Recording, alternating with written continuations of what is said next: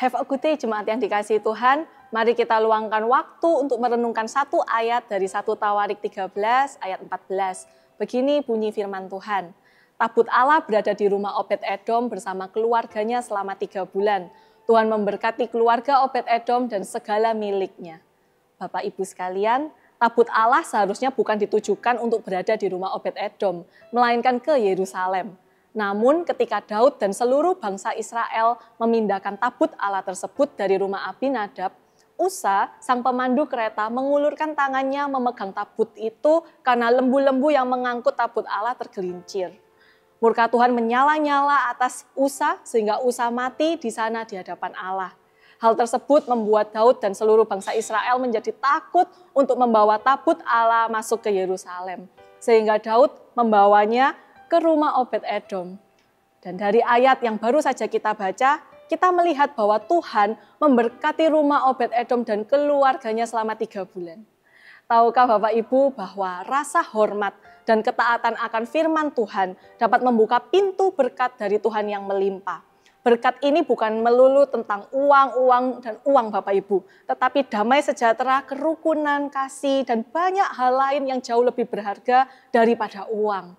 Obed-Edom mau dan berani menerima tabut Allah dalam kondisi semua orang takut dan menolaknya. Ia berani menerima tabut Allah padahal dia juga tahu bahwa baru saja Usa tewas karena tabut Allah itu.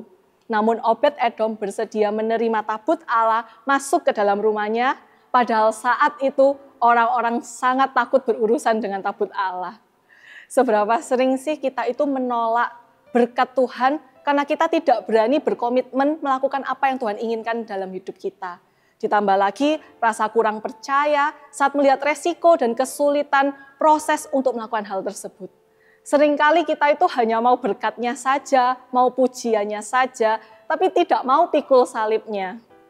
Membawa hadirat Tuhan ke dalam hidup kita tentu ada tanggung jawab atau tantangannya Bapak Ibu. Namun Obed-Edom menunjukkan kepada kita untuk tetap taat melakukan apa yang Tuhan inginkan sekalipun resiko dan tanggung jawabnya besar.